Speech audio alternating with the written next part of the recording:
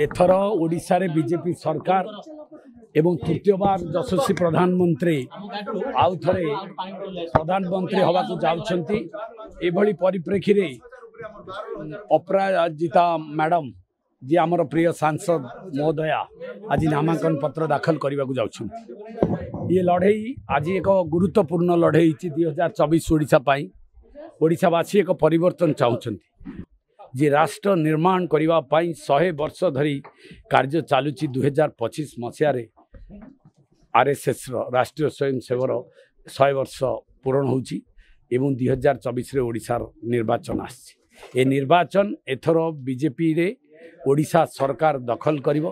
ओडिशावासी परिवर्तन चाहते एवं तार गोटे जगह होची भुवनेश्वर होची ओडिशा राज्यर राजधानी एवं भुवनेश्वर राजधानी होची खोर्धा। आज खोर्धा रे वीर पाइक माने जागिछंती। आपण माने जानिथिबे भारत रे जेतबेले इंग्रेज माने आसीथिले एही माटीरु युद्ध आरंभ होइतिला।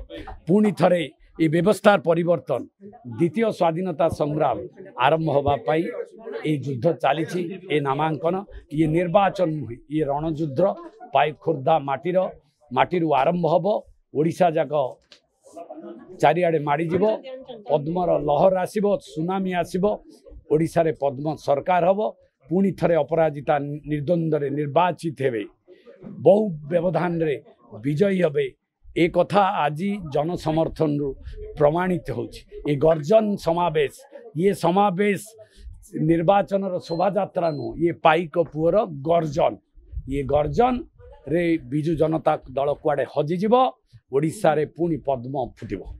हेलो 10th एग्जामिनीज आपण माने एमसी एक स्कूल खोजुचंती कि जोंठी इंटीग्रेटेड कोचिंग पाई परिबे तेबे टीएससी गुरुकुले जोग दियंतु जा एकेडमिक लर्निंग पार्टनर फिजिक्स वाला सहित अनुमोदित। कॉल 9438782020।